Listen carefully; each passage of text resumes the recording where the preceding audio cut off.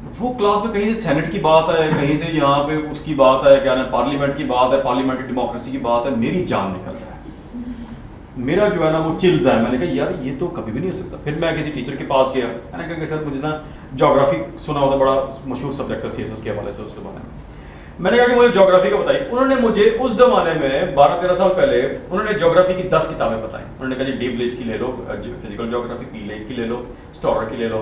और मैं उर्दू बाजार गया, मैं 12 साल पहले की बात बता रहा हूँ, मुझे पायरेटेड किताबें 3200 रुपए की मिली, 3200 कुछ रुपए की उन्होंने इल्मी वालों ने मुझे बना कर दी, 3200 कुछ रुपए की। मैंने उनको आगे खोला, इतनी मोटी मोटी किताबें पायरेटेड, मैंने उनको खोला तो उनके 2 कॉलम्स बने हुए थे, इधर भी लिखा हुआ छोटी छोटी राइटिंग के अंदर, इधर भी लिखा हुआ और चीजें बनी। मुझे लगा मैं सारी जिंदगी भी पढ़ता रहूँ ना, रीडिंग करता रहूँ, तो मुझ जैसे 2 बंदे, तो ये तो कम्प्लीट था। असल ये CSS था, CSS तो ये था, इसलिए कहते थे मुश्किल था। तो ये तो लोग आप वाली बात हो मैम, तो मुझे लगा कि मैं तो सारी जिंदगी नहीं कर पाऊंगा, मैंने छोड़ दिया। फिर मुझे एक टीचर मिले, सर तौसीफ है, टॉपर। उन्होंने कहा भाई क्या कर रहे हो, ये 100 रुपए की 80 रुपए की किताब मिलेगी सरफराज बाजवा की, वो ले लो, मेरे पास ले रहा, मैं तुम्हें निशान लगा दूंगा। उन्होंने मुझे निशान लगा दी, मैंने वो टॉपिक किए, ज्योग्राफी की जितने मैंने पेपर दिए मैंने हाईएस्ट मार्क्स लिए पूरे पाकिस्तान में। और उसके बाद मैंने जिसको भी वो ज्योग्राफी के वही निशान वही उनको लगा के, तो उसी किताब में से वो भी हाईएस्ट मार्क्स लेता था। ये रॉकेट साइंस थी। 2 साल मैंने CSS नहीं दिया, डर की वजह से छोड़ दिया, वो उस बुक की वजह से। वो 90 रुपए की 80 रुपए की बुक जो थी उसके सारे कंपाइलेशन थी, और वो बुक के अंदर क्या था, वो बेहतरीन कंपाइलेशन थी। तमाम जो रिकमेंडेड बुक्स थी उन्होंने वो टॉपिक लिए, एक रिकमेंडेड बुक के अंदर 1-2 टॉपिक्स होते हैं, उन्होंने वो टॉपिक्स लिए, कंपाइल की, देख ली, जाकर लिख दिया, रिप्रोड्यूस कर दिया। लेकिन यहाँ पर जो है मशहूर दूसरी किताबें थी, मशहूर दूसरी मार्केटिंग ज़्यादा थी उनकी, मशहूर दूसरी किताबें थी, तो वो था। So this is the reason ma'am कि हमारा we have to believe in ourselves. आपको यकीन नहीं होगा तो यकीन करें, कोई भी यकीन नहीं करेगा आपके अंदर, no one will believe you, कोई भी। Have faith. जी next question. Is it a myth और अ करेक्ट कांसेप्ट कि आपको खुद को अपडेटेड रखना चाहिए करंट अफेयर्स के साथ विद एडिटोरियल्स? आगे मैं बात करूं इस पे, इसके बात करें, ठीक। आइए, अब पहले दिन 2 पेपर हो गए, एसए और प्रेसी का। अब आते हैं जी कंपल्सरी के अगले 3 पेपरों की तरफ, जिनको कहते हैं जनरल नॉलेज के पेपर। वो होते हैं, नंबर 1 पे है जी हमारा जनरल साइंस एंड एबिलिटी।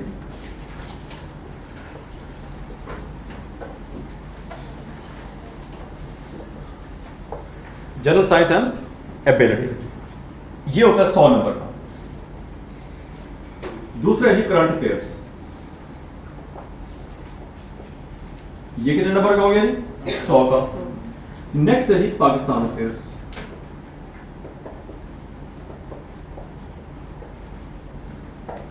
ये भी 100 नंबर का। याद रखिएगा CSS के कंपल्सरी के अंदर पास होने के लिए आपको कितने नंबर चाहिए? 40 नंबर चाहिए होते 100 में से, यानी कि एसए में 40 नंबर चाहिए 100 में से, प्रेसी में कितने नंबर चाहिए? 40 नंबर चाहिए। यहां पर ये नहीं है, यहां पर तीनों में मिला के आपको 120 नंबर चाहिए। बेशक आपके इसके अंदर 20 नंबर आ गए करंट अफेयर्स के अंदर, इसमें 50 आ गए, इसमें 50 आ गए, टोटल कितने हो गए? 120। आप पास हो गए। इसमें तो ये है ही नहीं, ठीक हो गया। अब होता क्या है कि CSS को जो है ना, तमाम जो मेजॉरिटी जो मिथ है क्रिएट की गई है, आप जाते हैं आपको करंट अफेयर पढ़ाना शुरू कर दिया। करंट अफेयर जरूरी है, लेकिन 80% क्लासेस करंट अफेयर्स पे ले लेना और इंग्लिश की क्लासेस ना लेना या ना पढ़ना या ना पढ़ाना या गाइड कर उसको पीछे कर देना, क्योंकि वो तो असल काम तो वही था। तो आप तो ये तो वैसे ही पास कर जाएंगे, ठीक है 100 नंबर के लिए। फिर आता हूं उसके आपको जवाब देता हूं। तो आप देख लेंगे इंपॉर्टेंट क्या चीज थी, लेकिन जहां पर भी जाएंगे आपको करंट अफेयर्स बहुत अच्छा पढ़ा दी, पढ़ाया अच्छा किया। लिखना कितना आता है आपको? लिखना कितना आता है भाई? एक टॉपिक आपने पढ़ लिया, एग्रीकल्चर पढ़ लिया, कोई भी टॉपिक पढ़ लिया, ये अभी जो पॉलिटिकल मैस हो रहा है ग्रेट गेम का पढ़ लिया, जो अभी ट्रूस हुआ है इसका ईरान सऊदी अरेबिया का, आपको लिखना कितना आता है? आपने गप्पे सुन ली है, आपने सुना वाह अच्छा ये हुआ जैसे टॉक शो सुनते, उसके बाद चली तो नहीं हुई। तो आपका 100 नंबर का पेपर जो है आपको दिखाया जाता है क्या करके कि आपका 100 नंबर का पेपर नहीं बल्कि 100 नंबर ये और 100 नंबर के बाकी पेपर, और जो फेल भी नहीं कर रहा कोई मतलब फेल भी नहीं कर रहा आपका। करंट अफेयर्स को इसलिए अहमियत दी जाती है, वो क्यों? हिस्टोरिकल उसके रीजंस है। पुराने जमाने में होता ये था, नॉलेज गूगल तो था नहीं, डायरेक्टली तो मिलता नहीं था। अब फॉरेन पॉलिसी पढ़नी है तो मुझे अखबार डेली पढ़ना पड़ेगा कि जब फॉरेन पॉलिसी का आर्टिकल आएगा तो मैं पढ़ूंगा ना उसको। अब तो आप गूगल करते हैं फॉरेन पॉलिसी के 5 बेहतरीन आर्टिकल आ जाते हैं आपके पास। चैट जीपीटी ने और आसान कर दिया आपका। मैं रिकमेंड नहीं कर रहा पढ़ना, मैं समझा रहा हूं आपको। अब वो लेगेसी जो चली 71 से कि यार कि अखबार पढ़े, वो अखबार आज तक पढ़वाई जा रहे हैं। मेरी स्कीम ऑफ स्टडी के अंदर अखबार सबसे एंड पे आएगा जब हमारा पूरा सिलेबस कंप्लीट हो जाएगा। अखबार पढ़ते रहिएगा अपने टाइम। अब अखबार पढ़िए और वैल्यू ऐड कीजिए। मुझे पहले सब्जेक्ट तो तैयार करके दे दीजिए, बेसिक नॉलेज तो दीजिए ना मुझे। यहां पर आप लिखते हैं कि जो है ना वहां पे अखबार पढ़ रहे हैं, वहां पे कोल्ड वॉर की लिखी होती है, एड लिखी होती है, स्ट्रेटेजिक डेप्थ लिखी होती है, वहां पर जो है ना 1980 का जिहाद लिखा होता है। आपको तो कख नहीं आता उसके बारे में, आप पढ़े जा रहे हैं, आपने पढ़ लिया। उसके लिए तो आपको बैकग्राउंड नॉलेज होना चाहिए था, तो वो आई विल टीच कि करना कैसे। ठीक है जी। तो अपडेट तो तब करेंगे ना जब बेसिक नॉलेज आ रहा होगा ना सर। तो जब बेसिक नॉलेज ले लेंगे उसके बाद अपडेट करते रहिए, एंड तक पढ़ते रहिए। एक बार मेरी स्कीम ऑफ स्टडीज के अंदर तमाम मेरे जो स्टूडेंट से पूछ लीजिए, मैं किसी को भी रिकमेंड नहीं करता कि इनिशियली अखबार पढ़ना शुरू करना। पहले सिलेबस कंप्लीट करते हैं, चीजें करते हैं। जनरल साइंस एबिलिटी में कौन सा अखबार, इस्लामियत के अंदर कौन सा अखबार, ठीक है ना जी, पंजाबी के अंदर कौन सा अखबार, एनवायरमेंटल साइंस के अंदर कौन सा अखबार, यूएस हिस्ट्री के अंदर एक टॉपिक आ जाएगा, हिस्ट्री वाले में तो अखबार नहीं आएगा। हिस्ट्री वाले पोर्शन के अंदर नंबर पे हिस्ट्री वाले पोर्शन के ज्यादा आएंगे, क्वेश्चंस के जो होंगे। ऐसे ही है ना।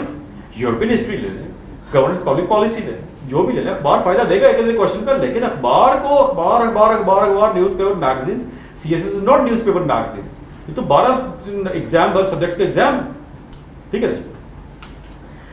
जनरल साइंस एंड एबिलिटी आपको डिटेल में पढ़ाई जाएगी, करंट अफेयर्स भी, पाकिस्तान के। अच्छा, अब पाकिस्तान जो मैं बात करनी थी यहाँ पे, आपको क्वेश्चन क्लियर हो गए। पाकिस्तान अफेयर्स जो है इसके अंदर 2016 के बाद उन्होंने जो लिखा हुआ है उसके अंदर उन्होंने प्री पार्टीशन जो 1857 से 1947 तक का नहीं मेंशन किया हुआ, ठीक है। वो थोड़ा सा वेग सा है उस वजह से। लेकिन मैं यहां पर वो भी आपको पढ़वाऊंगा डिटेल के अंदर, क्योंकि अगर उसमें से एक भी क्वेश्चन आ गया हिस्ट्री में से, उसमें नंबर आते हैं ज्यादा, तो हम पहले वही अटेम्प्ट करेंगे, हमारा एग्जामिनर इमेज ज्यादा अच्छा बनेगा और बाकी फिर उसके बाद करेंगे। हम उस एक या दो क्वेश्चंस के लिए वो पूरी हिस्ट्री डिटेल में पढ़ेंगे, एक्स्ट्रा पढ़ेंगे, प्री पार्टीशन लाजमी पढ़ेंगे, तैयार भी करेंगे। हमने कुछ चीज छोड़नी नहीं है।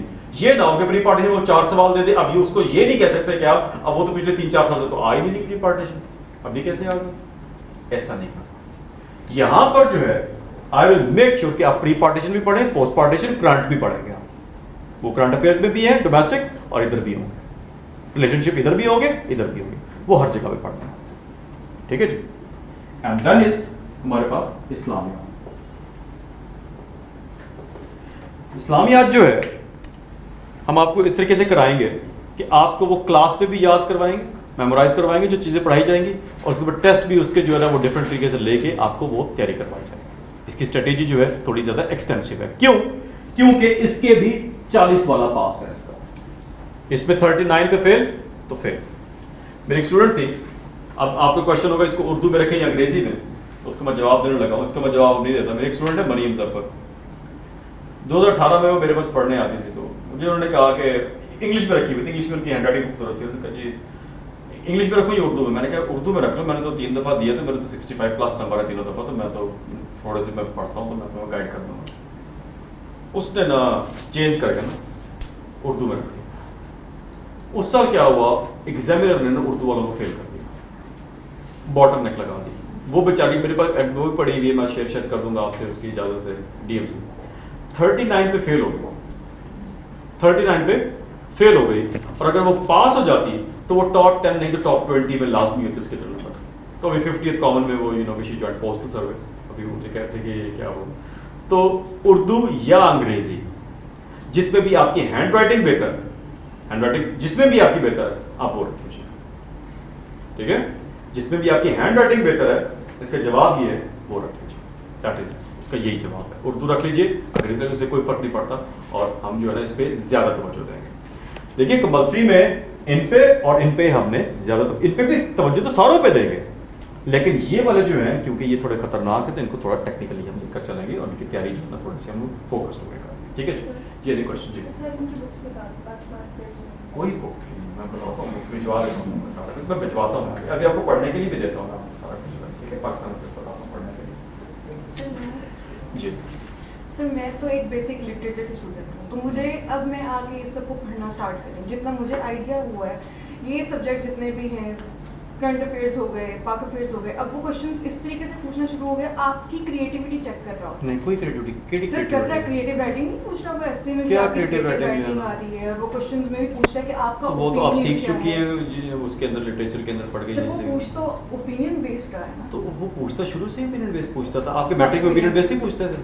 सर पहले तो नहीं होते थे ना, नहीं, हमारे यही system होते थे। हमने में- प्रॉपर्ली मैट्रिक के पेपर देखे ना, अभी जाके आजकल कैसे जो है ना प्री पार्टीशन से पेपर आ रहे होते हैं, कैसे आ रहे होते हैं, इम्पैक्ट्स ऑफ खिलाफत मूवमेंट आ रहे होते हैं, बीए के जो पेपर आ रहे होते हैं वही पूछते हैं। तो वही सर, अब जैसे ही ओपिनियन बेस्ड है, हम लोग जैसे लिटरेचर के स्टूडेंट्स हैं, अब हमें पढ़ना है हर चीज़ के बारे में, हमें नॉलेज चाहिए, फिर अब मुझे ओपिनियन भी चाहिए और स्ट्रॉन्ग ओपिनियन चाहिए, तो वो मैं किस तरीके से बिल्ड करूँ? मुझे कोई क्वेश्चन देखिए, मुझे कोई एग्जांपल दीजिए, मैं उसका जवाब सर देता हूँ। पॉलिटिक्स जैसे अभी बेसिक चल रहा है। अच्छा देखिए, वो कहता है कि एग्जाम एक पिछले सालों में क्वेश्चन आया होता है, इससे आपको समझ में आ जाए। उसने कहा कि does two nation theory exist even after the fall of Dhaka? Fall of Dhaka जब हुआ, सकूत ढाका जब हुआ, तो उसके बाद क्या टू नेशन थ्योरी, दो कौमी नजरिया एग्जिस्ट करता है? अब कैंडिडेट क्या करता है, उसने देखा ना टू नेशन थ्योरी, बिस्मिल्लाहिर्रहमानिर्रहीम जो है ना उसने किया, टू नेशन थ्योरी का it was sir Syed Khan ने कहा एजुकेट वो 3-4 वो लगे, टू नेशन थ्योरी का लगा, चीजें करके उसकी पूरी वो लेके आ गए। ये नहीं पूछा गया आपने। अब एनालिसिस क्या है जी, आपने पहले जवाब दिया द फॉल ऑफ ढाका, ठीक है, after the fall of Dhaka two nation theory exist करती है, डज एग्जिस्ट और डज नॉट एग्जिस्ट। आपने ये जवाब दे दिया, उसके बाद उसको प्रूव करना है, बस इतना सा काम करना, ये आपका एनालिसिस हो जाएगा। जो आप स्टांस लेंगे उसको आप प्रूव कर देंगे। मैं आपसे पूछता हूँ कि आपके क्वालिफिकेशन क्या थी, आपने क्वालिफिकेशन बता दी, ये डिस्क्रिप्टिव था। मैं आपसे पूछता हूँ कि आप कैसे स्टूडेंट रही हैं, आप कहती हैं above average, average, below average, तीन आंसर होंगे ना। अब मैं आपको, आपने जवाब दे दिया, अब आपने इसको प्रूव करना है। आपने कहा अबव एवरेज, आप कहेंगे मेरे ग्रेड्स अच्छे आए, मैंने कम पढ़ा लेकिन मेरे ग्रेड्स फिर भी आ गए, मैंने मेहनत नहीं करती थी, ये इस तरह करके आप बता दो। दैट इज एनालिसिस, नथिंग कोई चीज नहीं। Opinion building, what opinion building? Opinion तो आपका बिल्ड है ना जी, आपको उसके फैक्ट्स भी पता थे, टू नेशन थ्योरी कैसे डेवलप हुई, एंड आपको फॉलो ढाका के फैक्ट्स भी पता थे। तो ओपिनियन अब आपसे उसने पूछ लिया कि इन दोनों को मिलाइए, क्योंकि पाकिस्तानी जो बने थे वो मुसलमान होने की वजह से बने थे। अगर मुसलमान इस्लाम की वजह से कनेक्टेड थे तो वो टूटे क्यों? तो टू नेशन थ्योरी तो टूट गई, मुसलमान एक कौम नहीं है। फिर हम इस पर डिबेट करें, ये वाली चीज वो समझाऊंगा मैं कैसे करना, वो समझेंगे, क्लास में इसलिए लेंगे हम क्लासेस, ठीक है ना। तो वही तो रीजन जी। सर जब हमारे पास ये क्वेश्चन आते हैं तो उस पर मार्किंग हुई होती है कि 5 और 10 मार्क्स का ये क्वेश्चन चल रहा है, तो उसकी कोई डिफाइंड लेंथ है या जब हमारा एक जो सेंस कंप्लीट हो जाती है तब? डिफाइंड लेंथ होती है, मैं आपको बता दूंगा। ये पेपर सॉल्विंग टेक्निक्स जो है ना, अभी हम पढ़ लें उसके बाद बताऊंगा। पेपर सॉल्व करने से पहले I will come and I will tell you paper solving techniques, और मैं आपसे पेपर भी शेयर करूंगा उनके कैंडिडेट्स के जिनको मल्टीपल टाइम्स उनके नंबर ज्यादा आए हैं, ठीक है। जैसे बाबर हैं, फैजान हैं, इज़ा हैं, आसफा हैं, शजाना है, उनके ना मल्टीपल टाइम्स ना पेपर्स जो है ना 2 दफा 3 दफा क्वालिफाई भी किए उन्होंने, उनके नंबर भी ज्यादा आए हैं, तो उनके पेपर आपको एक जैसे लगेंगे। आप देखेंगे उनके पेपर आपको एक जैसे लगेंगे, हैंडराइटिंग डिफरेंस के साथ एक जैसे लगेंगे आपको, ठीक है जी। तो वापस शेयर करूंगा मैं आपको तक है, पहले मैं बताऊंगा, पढ़ा दिया, बता दिया, टेक्निक्स बता दी, फिर शेयर कर ली, और फिर आप उनको कॉपी करेंगे, और फिर कल अगले साल आप लोगों के पेपर्स को कोई और कॉपी कर रहा होगा, ऐसा साइकिल चलता रहेगा जी। और भी क्वेश्चन है सर? इस्लामियत के बारे में कहा जाता है कि if your paper is not rich in आयात एंड रेफरेंसेस तो वो फेल कर देता है। ऐसी बात नहीं, फेल नहीं करता। देखिए ये तो डिपेंड करता है कि आपकी क्वालिटी ऑफ पेपर कैसी थी। हाँ, आयात और उससे फर्क तो पड़ेगा। कंपैरेटिव एग्जाम है, फर्ज कीजिए एक कैंडिडेट को सिलेक्ट करना है आपने, दोनों ने सेम हैंड राइटिंग है, सेम चीजें, सेम कंटेंट लिखा हुआ है। अब एक ने अरबिक लिखी, यही पूछा जा रहा था ना, या वो उसने आयात लिखी, अरबिक लिखी, एक ने नहीं लिखी, तो आपने सिलेक्ट एक को करना था, तो किसको करेंगे? कंपैरेटिव एग्जाम है तो आपको कंपैरेटिव एज तो देना पड़ेगा। अगर आप नहीं लिख सकते तो ना दीजिए। वो कंपैरेटिव एज जो है ना, आपकी strength general science and ability हो सकती है, इधर दे दीजिएगा, करंट अफेयर्स हो सकते हैं, इधर दे दीजिएगा। अगर आपसे वो नहीं हो रही, बजाय इसके कि मैं वहां पर किसी एक सब्जेक्ट पे टाइम वेस्ट करूं, मैं जो मेरी स्ट्रेंथ है मैं उसमें चला जाए, इसको मेक श्योर कर लूंगा ये पास हो जाए, पास से भी थोड़े से अच्छे नंबर आ जाए, और अपनी स्ट्रेंथ के ऊपर चला जाऊं, ठीक है। लेकिन स्टूडेंट्स अगर वो एक्सपेक्ट करते हैं कि हम पेपर को बम्बार्ड कर दें इन चीजों से, बम्बार्ड नहीं एक्सपेक्ट लॉजिकल सर, बम्बार्ड नहीं करता, वो एक्सपेक्ट नहीं करता, वो एक्सपेक्ट करता है राइट आंसर। अब देखिए 2012 में एक क्वेश्चन आया इस्लामियात का, नमाज बेहयाई और बुरी बातों से रोकती है। इस आया मुबारका की रोशनी में नमाज के इनफरादी और इज्तिमाई इंडिविजुअल एंड कलेक्टिव फायदे बेनिफिट जो है वो न्यूमरेट कीजिए। ठीक है, किस तरह? कीपिंग इन व्यू दिस आयात। आपने फिर वही किया जैसे बचपन में कहते बिस्मिल्लाहिर्रहमानिर्रहीम जो है नवाज दिन का स्तून है मोमिन की मुराद है, आपने ठंगा है वही लिख दिया। ठीक है, असलातो खैरुन वो लिख दिया, और वो जो है ना वकीम मुसलात बात ज़कात को मरा के वो लिख दिया। वो वही जो याद है हमें वो सारे लिख दिया। उसने ये नहीं पूछा, आपने बर्बाद भी कर दिया। उसने कहा कि नमाज बेहयाई और बुरी बातों को कैसे रोकती है, इसकी रोशनी में बताएं कैसे वो इंडिविजुअल फायदा देगी इंसान को, तज़किया कैसे करेगी और कलेक्टिवली क्या उसके फवायद हों।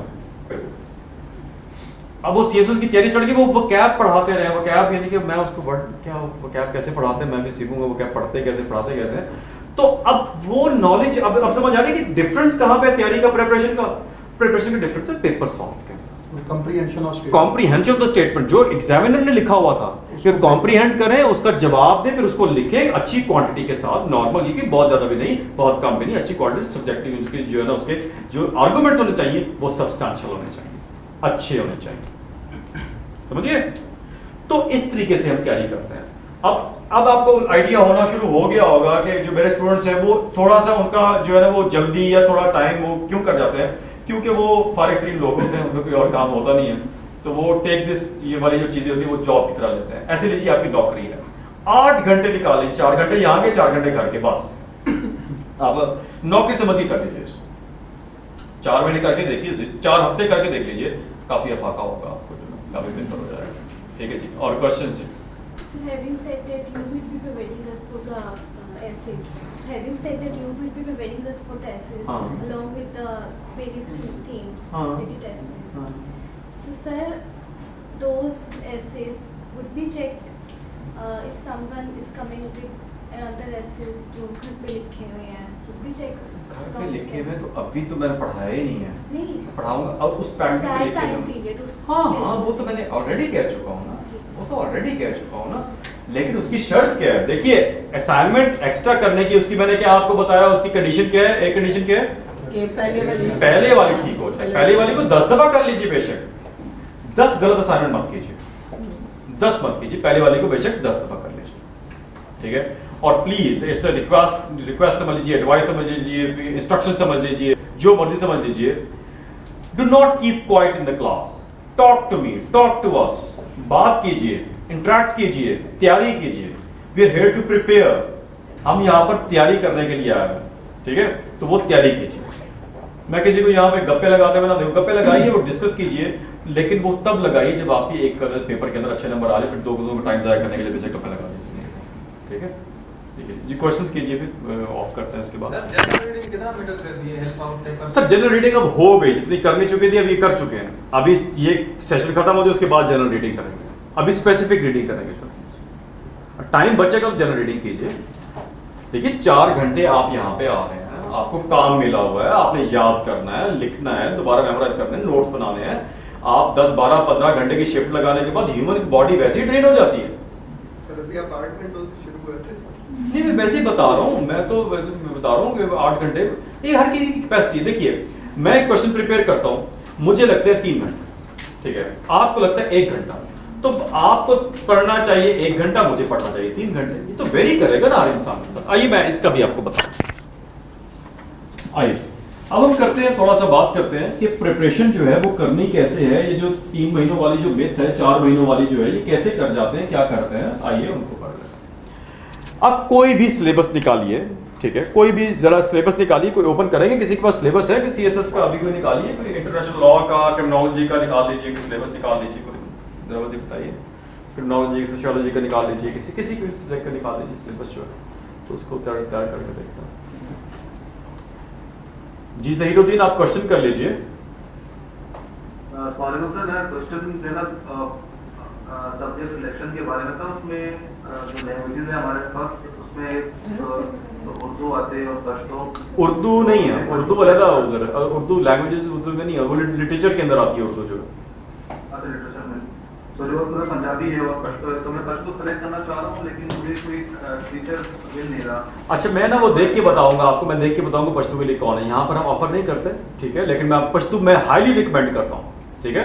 तो आपको मैं बताता हूँ देख के ना, आपको मैं 1-2 हफ्ते बाद मुझे याद करेगी, मैं बताता हूँ आपको, बिल्कुल बताता हूँ, ठीक है सर, थैंक यू। जी जी मूसा बनूरी आप बताइए प्लीज। सर अगर कोई ऑनलाइन से ऑन कैंपस पे स्विच करना चाहता है 2-3 महीने बाद अपने ही सेशन में, तो हो सकता है? वो एडमिन वालों को पूछ लीजिएगा, वो आपको बता देंगे, गाइड कर देंगे आपको, ठीक है जी जी थैंक यू सर। जी डॉक्टर बजिया मैं आपको क्वेश्चन दूंगा, उसके बाद सिलेबस किस चीज़ का ओपन किया है, किसका है? इंटरनेशनल लॉ का है? नहीं मुझे ऑप्शनल का बता दीजिए, ऑप्शनल का बता दीजिए मुझे इंटरनेशनल लॉ का दे दीजिए। मैंने आप प्लीज बैठ। अच्छा जी ये इंटरनेशनल लॉ के जी इन्होंने दिए हुए हैं, कितने टॉपिक्स दिए हुए हैं? 17 टॉपिक्स दिए हुए हैं इन्होंने, ऐसे ही है 1 2 3 4 5 17 टॉपिक्स दिए हुए हैं, ठीक है जी। हम यूं कर लेते हैं इनको जो है ना, हम 17 को और कर लेते हैं कुछ, यानी कि हम कहते हैं कि जो मेजर हेडिंग्स दी हुई हैं उनके अंदर और सब टॉपिक्स हैं, ठीक है जी। हम इनको 30 कर लेते हैं, क्या कर लेते हैं हम 30 कर लेते हैं। ये है कंप्लीट सिलेबस, कंप्लीट पूरे का पूरा।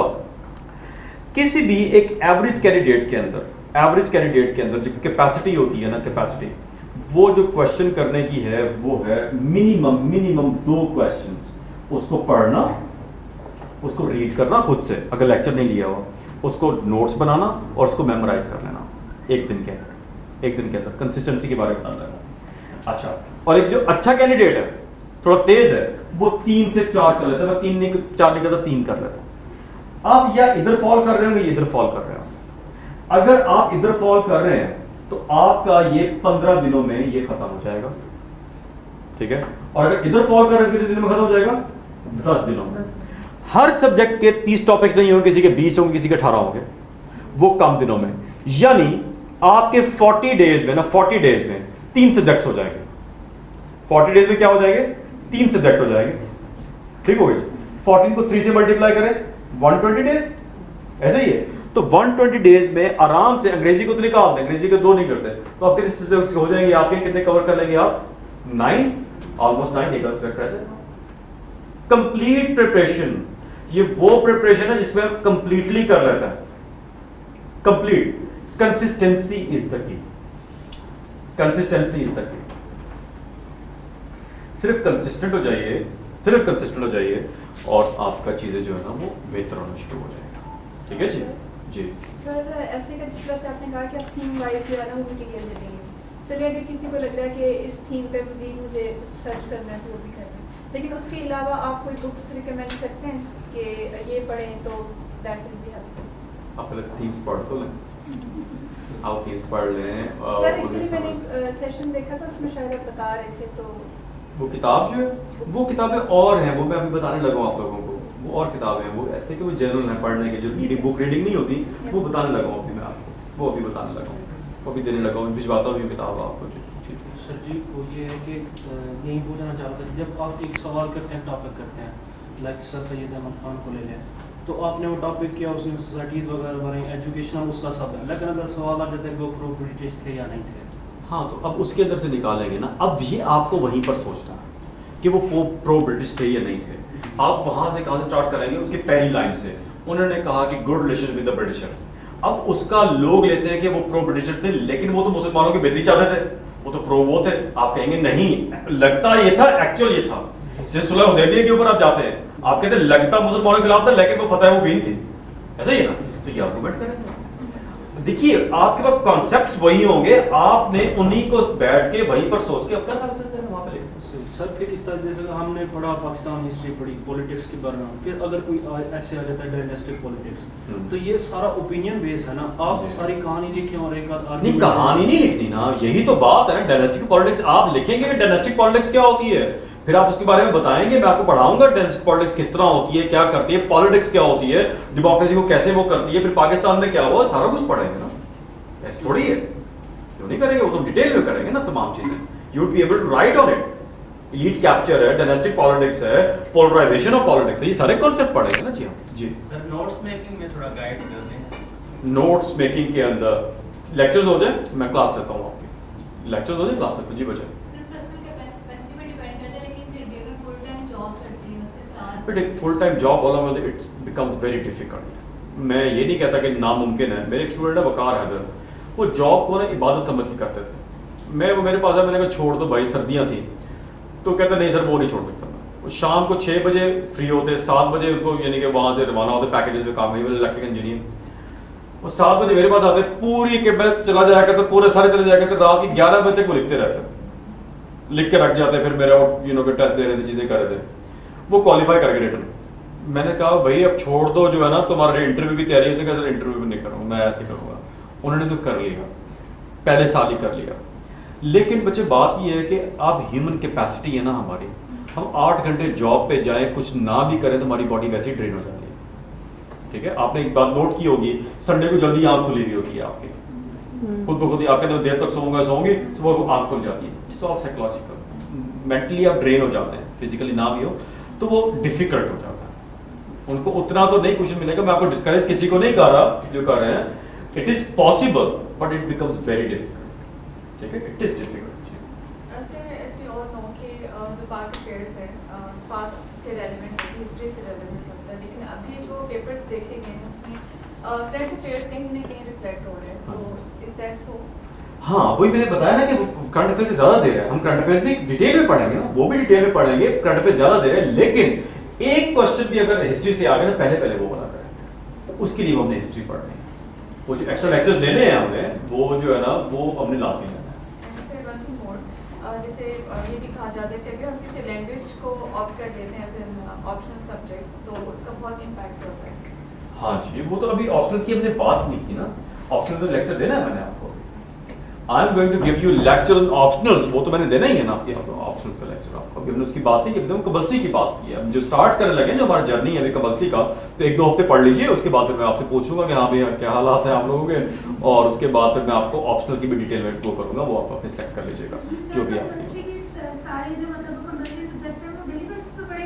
नहीं सारे नहीं, 2 से 3 इस महीने शुरू होंगे, 2 से 3 में अगले शुरू होंगे, इस तरह करके होंगे। जी मैम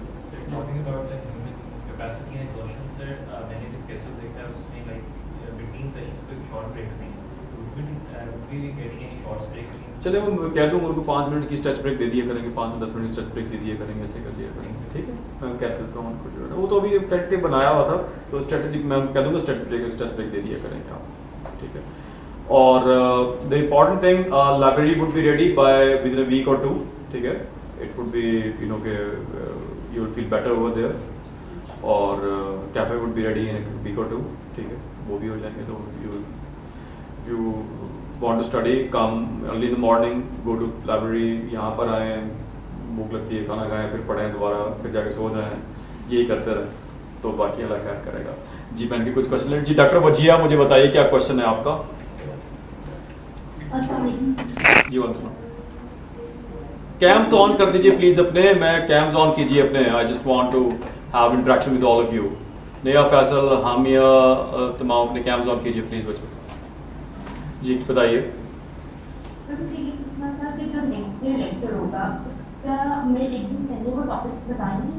क्या होगा जिस दिन वो टीचर से पूछ लिया कीजिएगा ना। मैं तो मेरे से पूछ लिया मैं तो बता दिया करूँगा, तो टीचर से पूछ लिया करें, आपको बता दें। डिपेंड कर टीचर वेरी करता है ना जी, टीचर वेरी करता है वो कैसे पढ़ा रहे हैं, क्या कर रहे हैं। जी हाँ मियाँ।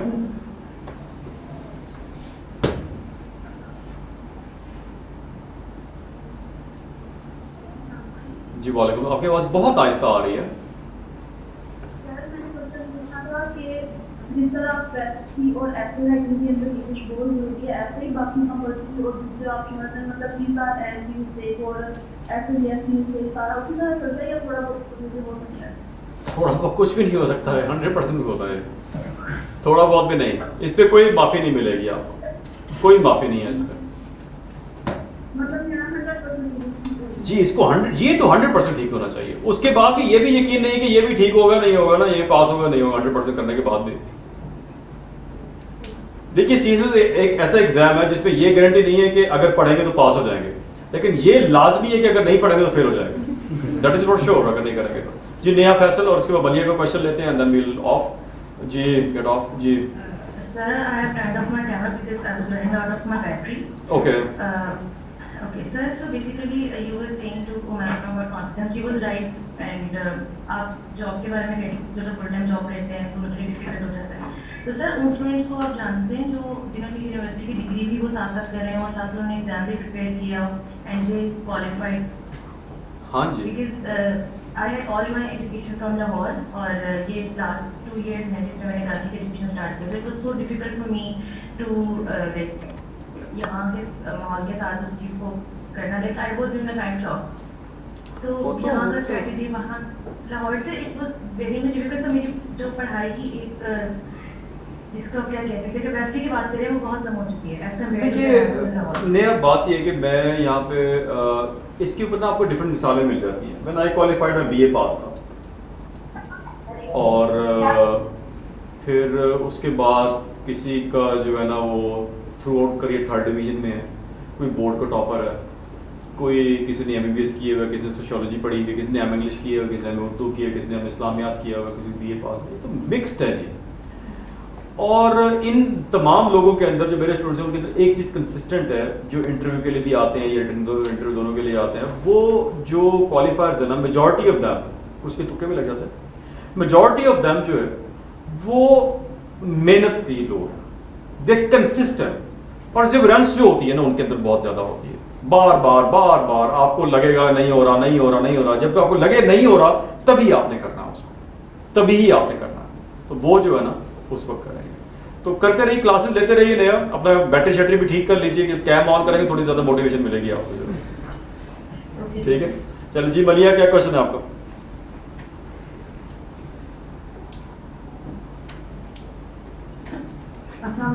जी वालेकुम. क्वेश्चन ये कि ऐसे राइटिंग में vocabulary कितनी मैटर करेगी, यानी जो डिफिकल्ट वर्ड्स को पढ़ने चाहिए. मलिया जो एसे राइटिंग में वोकैब है ना वो तो मैं आपको बता दूंगा jargons मैटर कर रहे होते हैं. For instance if we are talking about gender तो we do not know what is patriarchy, misogyny, ये वाले वर्ड्स जो होंगे, शोविनिज्म, ये हम यूज कर लेंगे. वो मैं बता दूंगा आपको. अभी के लिए जो आपको फोकस करना है Malia, you just have to focus on your grammar, sentence structure. Do does वाली मिस्टेक्स, SCS वाली मिस्टेक्स वो ठीक है तो कैचअप कर लेंगे.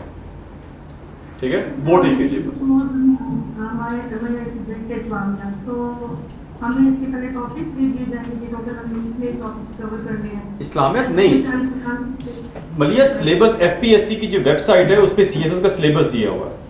ठीक है और उसके अंदर टॉपिक्स लिखे हुए हैं और उन्हीं टॉपिक्स में से ही आएगा. 7 चैप्टर्स हैं, उन्हीं चैप्टर में से ही आएगा. वो कहेगा कि सीरतुन नबी है, हजूर पाक सल्लल्लाहु अलैहि वसल्लम as a diplomat, as a military strategist, as a peacemaker. तो वो जो है ना वो टॉपिक्स लिखे हुए होंगे, आपको पढ़ा दिया जाएगा, नोट दे दिए जाएंगे, तैयारी कर लेंगे, टेस्ट दे देंगी. तो आपको पेपर में भी उन्हीं से ही पूछा जाएगा, उन्हीं टॉपिक से ही. वो सिलेबस सर्टेन टॉपिक्स दिए हुए FPSC की वेबसाइट पे CSS के सिलेबस के अंदर. ठीक है जी. रिच क्वेश्चन कीजिए, शॉर्ट सा क्वेश्चन कीजिएगा. ये जो लाइब्रेरी ओपन है ऑन कैंपस, इसके कुछ रिसोर्सेज क्या ऑनलाइन रिसोर्स को मिल सकता है? जी वो तो सारों को मैं भेजूंगा ना, सॉफ्ट कॉपी में भेजूंगा. तो वो आपको जो है ना वो सर्टेनली यस सर्टेनली वो तो मैं बिल्कुल भिजवाऊंगा ना वो सारे के सारे सोर्सेज जो. ठीक है जी. एक मिनट. फाकिया जी क्या क्वेश्चन है? लास्ट क्वेश्चन ऑनलाइन में करें. फाकिया क्वेश्चन कीजिए. सर मैं जॉब भी करती हूँ और वीडियो देखना है माशाल्लाह से. तो मैंने पिछले दिन तो मुझे लगा फाइनल गाइडलाइन चाहिए मुझे और अब मैं उसको करना चाह रही हूँ.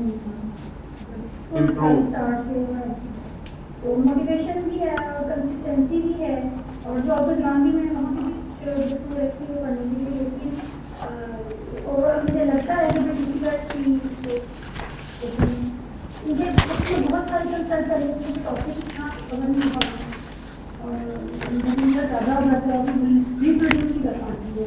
अल्लाह खैर करेगा. आप आ गए हैं तो बस रेगुलर रहिएगा तो बाकी देख लेते हैं. अल्लाह खैर करेगा इंशाल्लाह ताला. डोंट वरी, आप रेगुलर हो जाइए. बाकी we will take care of you. ये आपको क्वेश्चन करते हैं सर ऐसे कहूँ कि अगर हम कंप्लीट प्रिपरेशन करते हैं तो इट्स लाइक हार्ड वर्क. और अगर हम पास्ट पेपर्स का एनालिसिस करते हैं, कुछ क्वेश्चन ऐसे होते हैं रिपीट हो रहे होते हैं, तो उसको अगर हम कहते हैं स्मार्ट वर्क. ये स्मार्ट वर्क नहीं है, ये वो हमारी जो है ना वो हार्ड वर्क जैसे हमने कहा ना, हमारी ज़िंदगी 2 चीज़ों में बटी हुई है. एक हार्ड वर्क और हार्ड लक के अंदर. ठीक है ना. हमारी ज़िंदगी में स्मार्ट वर्क कभी आया ही नहीं है। स्मार्ट वर्क तो मैं बता दूँ, स्मार्ट वर्क वो है कि आपको राइट किताब मिल गई। ये स्मार्ट वर्क नहीं है कि आपने कुछ छोड़ दिया। आप यकीन कीजिए, करके देख लीजिएगा कि जो आप छोड़ के जाएंगे ना उसी में सारा पेपर आ जाएगा। एक क्वेश्चन होगा ना उसमें पेपर आ जाएगा। हमारे मेरे बेटे के पेपर हो रहे थे, मेरी शायद किस्मत है आप लोगों की मेरे साथ जुड़ गई है फैमिली की तरह, तो मुझे लगता है आप वही कुछ होना जो मेरे साथ होता है। मैं जब भी ऐसे कुछ करता हूँ पकड़ा जाता हूँ। मैट्रिक के एग्जाम हो रहे थे हमारे, तो मेरे दोस्त जो थे वो सारे के सारे ना वो बूटियाँ शूटियाँ लेके आते, कुछ तो हाथों पे लेके आता, कुछ कपड़े के नीचे लेके आते, शर्ट के नीचे कोई इधर उधर लेके आते। कोई पहला पेपर हो गया, दूसरा हो गया, तीसरा, चौथा 5वां पेपर इस्लामियात का था। अब मैं रात को बैठ के पढ़ रहा था, मैंने कहा ये सारे तो लिख के आते हैं तो मैं भी हाथ पे लिख लेता हूँ, मैं डेट से लिखनी है, डेट से लिख के चला जाऊंगा। तो मैं उस दिन क्या हुआ कि मेरी सबसे आगे सीट आ गई। पहले तो मैंने कहा चलो मैं अब देखूंगी ना, हाथ यूं करके बैठा हूँ। उन्होंने कहा जी खबर मिली है कि लोग बच्चे ना हाथों पे लिख के आते हैं। मैं और बता रहा हूँ आपको। उन्होंने मेरा मैं डरते हाथ खोला, वो हाथ ऐसे खोला जैसे वो हाथ को लिखा होगा तुम तो साइड पे हो ना, पहले पकड़ लेने को फुर्गा पहला आ गया, उनको बाकी को तो बाकी ने हाथ में डाल चल लिया होगा। तो मैं रोया शोया, बच्चा बेबी था तो मैं रोया, आँख की साथ देख के उन्होंने मुझे छोड़ दिया। उन्होंने प्लीज जो स्मार्ट वर्क केड़ा स्मार्ट वर्क वही स्मार्ट वर्क है जो मैं आपको बताऊंगा कि ये किताब है, 10 किताबें पढ़ने की बजाय ये किताब से ये वाली चीज कर लें, now this is smart work, इस तरह कर नहीं, वो नहीं करना। ठीक है, थैंक यू वेरी मच जी। जी लास्ट क्वेश्चन कर लीजिए बेटा। अब कल आप जो है ना अब नेक्स्ट क्लास के अंदर जब मैं आऊँगा। जी बताइए सर। अभी इस तरह मुझे लगता है कि मैं 0 पे खड़ा हूँ तैयारी के हवाले से, और मैं 24 के एग्जाम देना भी चाहता हूँ। तो आई एम मतलब है मेरी कि मैं पूरी कोशिश करूँगा जितनी भी मेरे से हो सकती है मेहनत करूँगा। लेकिन मुझे लगता है कि बाज़ लोग 2-2 साल से 3-3 साल से, जैसे मेरे दोस्त भी हैं ड्यूरिंग डिग्री भी वो कर रहे थे, उनके काफ़ी नोट्स मेकिंग वगैरह हुई भी है। तो मैं ये समझता हूँ कि मेरे लिए कम टाइम है, इतना अर्सा पता नहीं क्या होगा कैसे। यार आप जो है ना आपके दोस्त नहीं हैं, आप वो नहीं है, आप डिफरेंट। ठीक है, आप अपना कंपैरिजन किसी से कर ही नहीं सकते। अगर आपको ये यकीन हो गया कि मैं उनसे पीछे हूं या वो तो नहीं कर पाऊंगा, तो फिर तो कोई दुनिया की ताकत आपको नहीं कर सकती। आप बैठ गए, ठीक है, वो कहते हैं कि आप घोड़े को पानी के करीब ले जा सकते हैं, उसको पानी पीने पर मजबूर नहीं कर सकते। ठीक है, तो मेरा काम है आपको वहां पर ले जाना कॉन्फिडेंस के साथ। तो आप जो है ना, देखिए मैं आपसे ये एक्सपेक्ट नहीं करता कि आप जो है 0 पे नहीं खड़े होंगे, मैं expect you to be here. और पहले दिन जाके ये भी याद रखिएगा, अपने आप से ज्यादा एक्सपेक्ट भी मत कीजिए। ये नहीं कि मैं जिम जाऊं और मैं जो है पहले मसल्स बनाऊं जाके या मैं करूं, पहले दिन तो नहीं होगा आपको। 1 दिन 2 दिन महीना 2-4 महीने के बाद आपको रिजल्ट आना शुरू होता है। अगर कंसिस्टेंट रहेंगे, छोड़ देंगे बैक टू स्क्वायर वन। ऐसे ही कंसिस्टेंट रहिए। 0 पे कोई एवरीवन इज ऑन 0, सारा को 0 को प्रिज्यूम करके जाएंगे। यहीं से स्टार्ट लीजिए, और जब अगर आप कंसिस्टेंट रहे तो आप देखेंगे आप बाकी को पीछे छोड़ देंगे। बेस वही है इंग्लिश ग्रामर जो है, बाकी और कोई भी बेस नहीं। ठीक है जी, चलिए अपना ख्याल रखिए, थैंक यू वेरी मच, और मिलते हैं फिर नेक्स्ट क्लास में। कोई इशू वगैरह हो, कोई चीजें हो, आई एम ऑल अवेलेबल। ठीक है, in my office you can come, और जो ऑनलाइन वाले हैं they can have coordination with your coordinator, तो वो आपसे मेरा वो करवा देंगे। ठीक है जी, अपना ख्याल रखिए, अल्लाह हाफिज़।